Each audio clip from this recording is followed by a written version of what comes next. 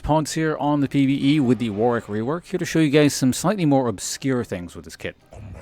So, we're going to start off with what some people have termed the Zac gimmick. You can in fact jump over pits and smite things without going in them. Now it requires at least a Baron pit. You can do it technically without Dead Man's Plate, but at a minimum you're probably going to need Ghost and Mobility Boots, although it's really difficult without at least this much movement speed. So I'm pretty fast, so it's kind of conditional actually getting this off, but we'll see if we can do this. We'll give it a couple shots here. Exactly. So you gotta like do it at absolute max range with this much crazy movement speed.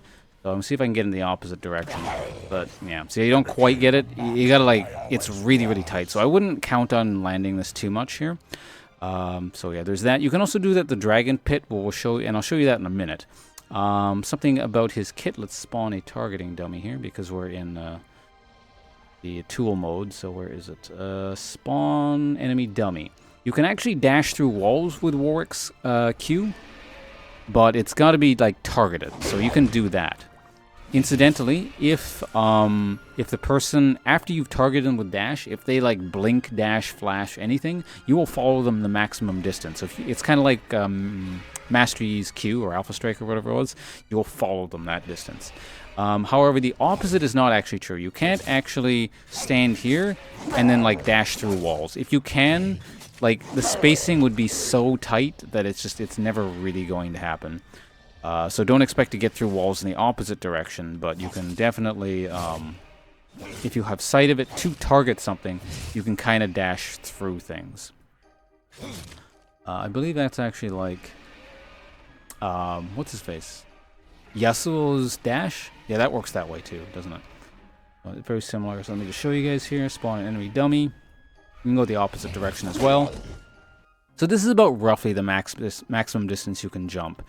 Like you could probably actually get maybe this wall, but this, actually no, if I'm gonna get this, this will be like absolute max distance. I have to be like here. From here to here it won't. It actually shows you. See this blue circle that's gonna show up around it? Like that. That actually shows you how far like you have to be, or how close you have to be to actually jump to the thing. So there's that.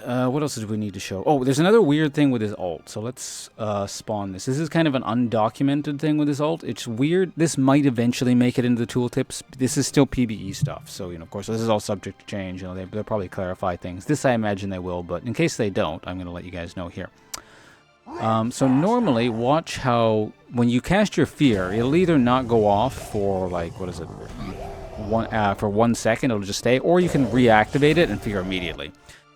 However, if you fear, use your ult, the instant you land your ult on something, the fear will go off immediately. Like the duration on the actual shield damage mitigation thing, that will stay up for the full duration, but you can't actually save your fear ult and then use your fear after the ult is done. I understand why that's a thing.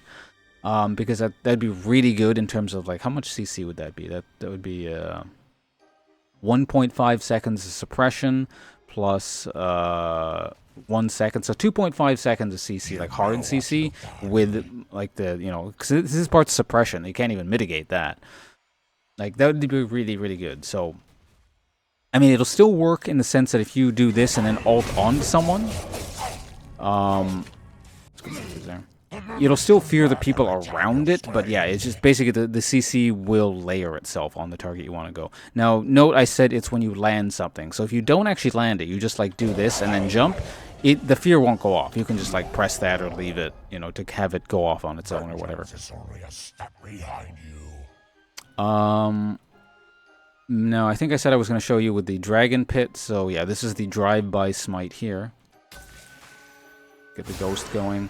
This one has to be relatively precise as well. It's just a lot more forgiving. See, well, that was a double smite there, but triple smite possibly, because I don't have cooldowns right now. So that's why that one works there. Now this one is actually documented, but I figured I should let you guys know about this one.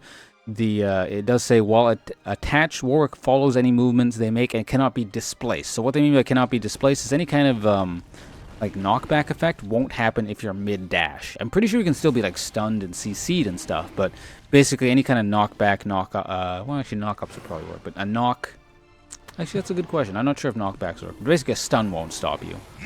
Or rather, you'll still get stunned when you're done dashing, but it's not going to stop you from doing things, I think. So let me see if I can time this right. The timing's a bit tight here on the dragon, but yeah. See, cannot be displaced. Notice the dragon knockback when he gets up. That, why am I so... Am I being debuffed? Yeah. So basically, the dragon knockback when he would just get up didn't happen. I just dashed straight through him, and there was that little message that says cannot be displaced. So anyway, that's some kind of slightly more obscure, weird tricks on the character. He's not like the most mechanically complex character in the universe. So, I mean, he doesn't have that much going on with him, but so that's just some of the weird stuff. He might have a few more things, but I suspect probably not too many. Of course, you know, mid-combat, there's, you know, efficient ways of doing stuff and whatnot, but I believe this is most of the obscure stuff. So anyway, if there's anything else, feel free to, you know, mention it in the comments or something down below. I'm off. Thanks for watching, guys. See you around. Goodbye.